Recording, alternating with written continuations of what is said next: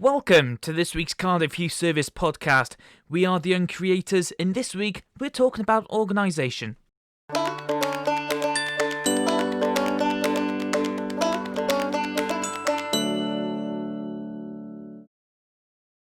believe that organisation is really important. It can really determine how your life goes. Not necessarily your life, but what path you take. So if you're quite organised, then you can be quite productive, get more work done, which can lead to you being more successful.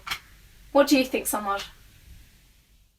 I think that if you're organised, I feel like you'd be more relaxed with everything. I feel like if you're not organised, I feel like you just get worried, especially for exams, especially if you're revising for something. I feel like because I'm an organised person, I like things in a certain order. So if it's not, then it's just gonna stress me out.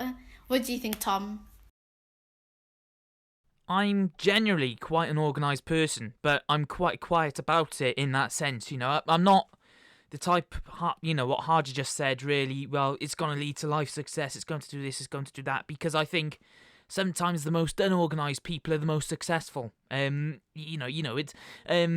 like to call kind of my sense of organisation organised chaos.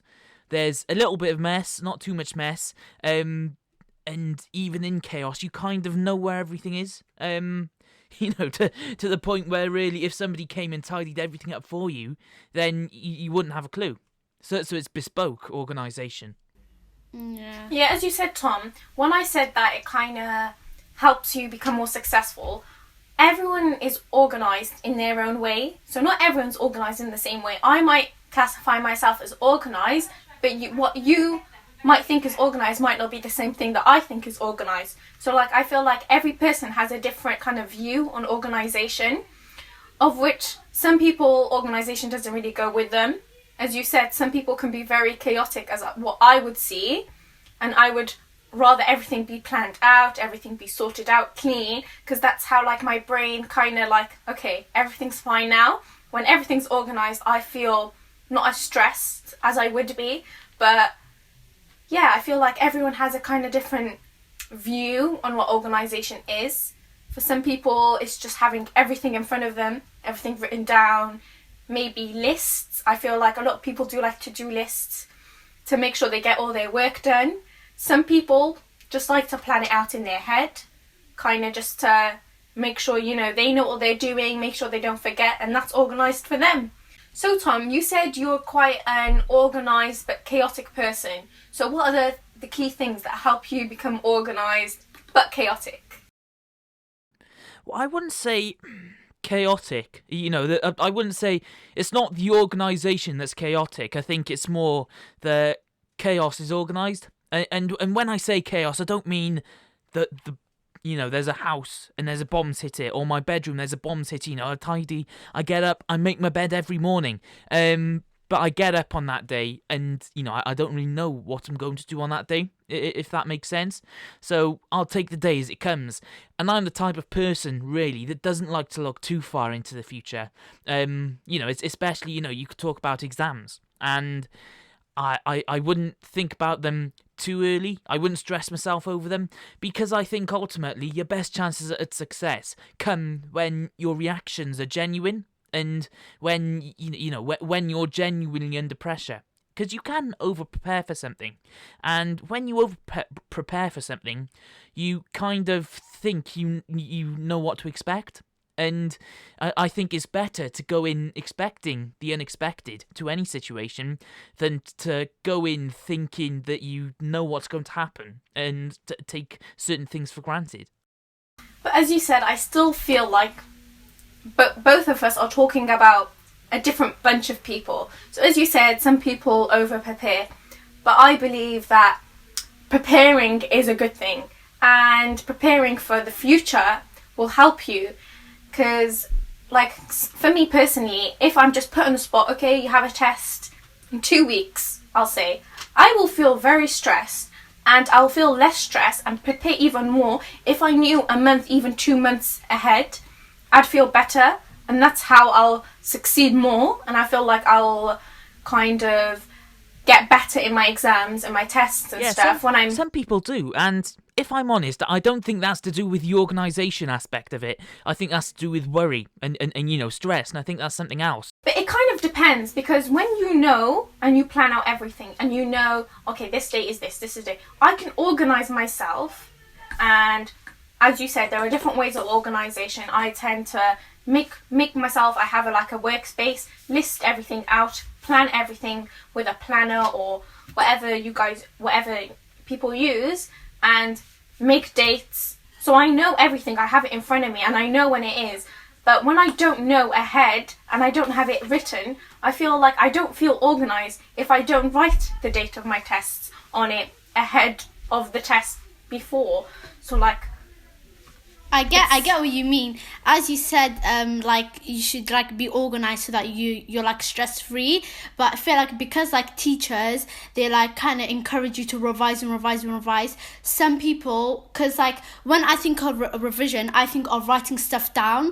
But I'm not like that. I'm a visual learner, so I will learn best watching videos and stuff like that. I learn best like that. But because teachers explain it in a different way, I think the opposite. And I just feel like some people as you said, some people they some people they say that I organize like this, but some people say that's not organized and they think the opposite. But I just feel whatever suits people the best, they should just do it and they shouldn't listen to anybody else. But I feel even this podcasts do help you. I've heard that some people they make their own podcasts and they listen to them whilst running car journeys and stuff like that, and they learn best from that. And I feel that's a more suitable way for me personally. But what do you think about that, Tom? So I was just thinking there, did you say that you'd make your own podcast? I haven't made one personally, but I've heard some people have, and I've heard that it works really well with them. Okay. So I feel that would So they do that, and then they listen. See, I could never listen to myself whilst I was out running. I don't think I'm the most motivational of people. If I was going for a run, hearing my own voice, it would just make me want to walk. Yeah, I feel she doesn't mean you actually listen to your own podcast, because just talking and just letting everything out makes you less stressed, and for some people more organised when you just tell everyone what you have. So you just, you're sharing it with someone, even if it's a camera or a screen and other people would listen to the podcast, and that's how they will feel more organised, because I've definitely watched a lot of organisation podcasts and motivational podcasts, and that does help a lot. So that all comes down to though whether you're a private person or not. Because at the same time you can say all this stuff, but if you've got other people listening to your podcast, or even if it's just a voice memo, is it really yours? Are you organised? Is really giving other people an insight into your daily routine. Perhaps too much of an insight. It really depends on what you feel comfortable with. And I think, that's why people think of organisation as having post-it notes, having a desk rammed with stationery, having a calendar with every single date filled. And that's not necessarily the case, as you've already said. Organisation is bespoke. Hajar, and me are a little bit similar. I feel when I have a book, pencils and stuff like that, even colored pencil, it just somehow helps. Even that, I feel when I write everything down that I need to do, topics for a test, I feel I work best with that. But I feel if I overload too much information, then I feel it's just gonna go out of my brain. I feel I don't understand anything. It's just, yeah. Yeah, as Laura said, we are very similar. We do have a lot of similar things between us. And as you said, having a lot of colouring pencils and pens and stuff on your desk, for me, that will give me motivation to do work. If I see that I have everything and I'm provided, even a lot of people are not provided with a lot of things. I'm not talking about buying the most just literally just colouring pencils, pens, to be able to do notes and revise. I feel that makes you more organised, because you have everything to do the work, so why not do the work? And also, as you said, like cramming everything into a calendar, I don't feel like that is going to help. Especially if you just put unnecessary dates on the calendar. That's not going to do you any, that's not going to give you any benefits if you just cram all the dates on the calendar. For me personally is trying to know what's important and what's not important. So I will write the important things on my calendar. So that will give me like a time to plan everything out. As someone said, getting all the topics for your test and planning them out. And as you said, some people don't like to know ahead if they have a test. But if you think about it, if you know the day before that you have a test, I will not, if I revised the whole day, because I know some people who do have all-nighters and will revise the day before the test throughout the night. If I personally myself did that, none of the information will be actually absorbed into me. I will wake up the next day and know nothing of what I did, and I might even do worse than if I didn't do that revision, because I would have remembered the things that I learnt before.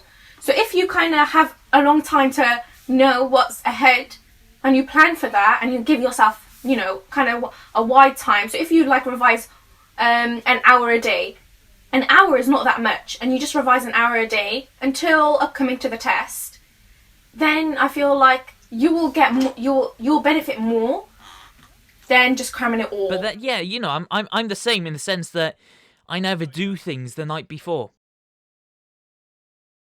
So talking about organisation, for me personally, lockdown, I say that I'm quite an organised person, but when you come to think about 6 months at home, even for me, who I classify myself as organised, I found that a struggle and a difficulty, because having all that time at home, not really changing the environment, so just having fresh air is kind of a sense like of my organisation. So if I want to be organised, I need to have some fresh air and like have a walk, just stuff like that is kind of organisation for me, and just making myself organised.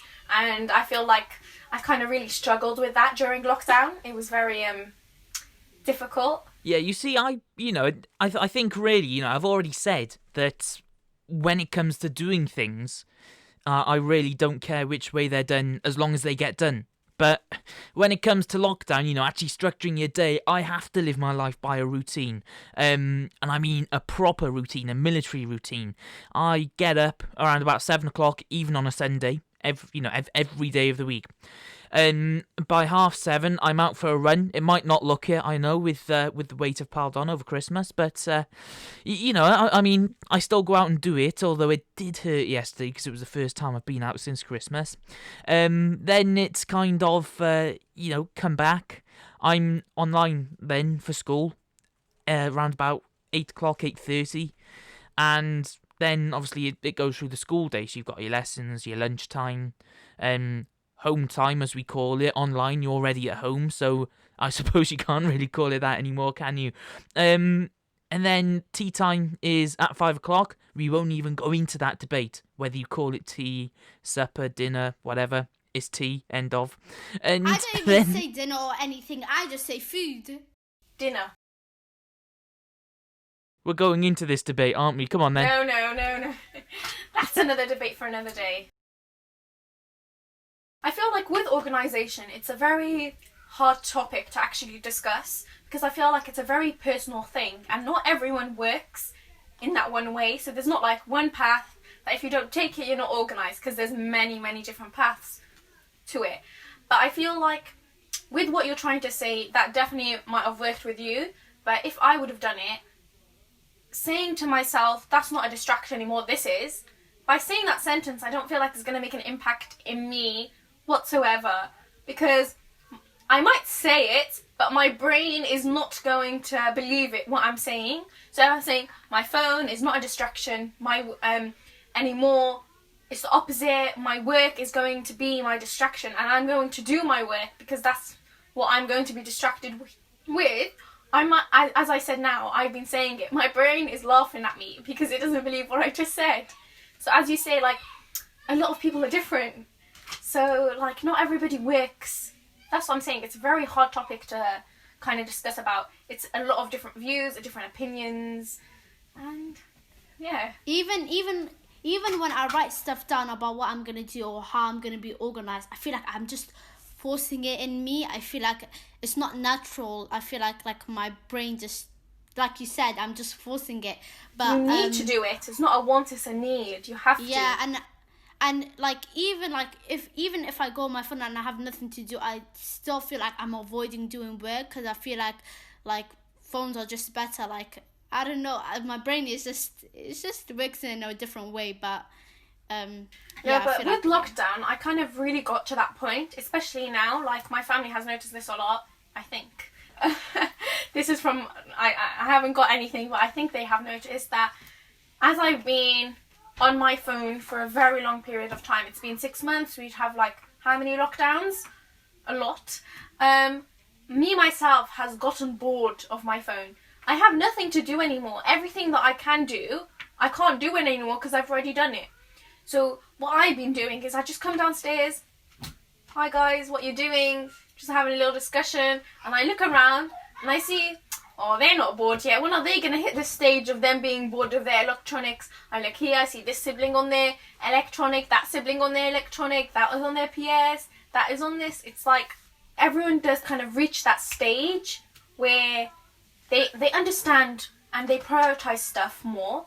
So like, as I can say, the more older you get in life, the more experienced you are, the more you understand what you need to do and what you want to do, and you kind of plan out your day even more than what you do when you're less experienced.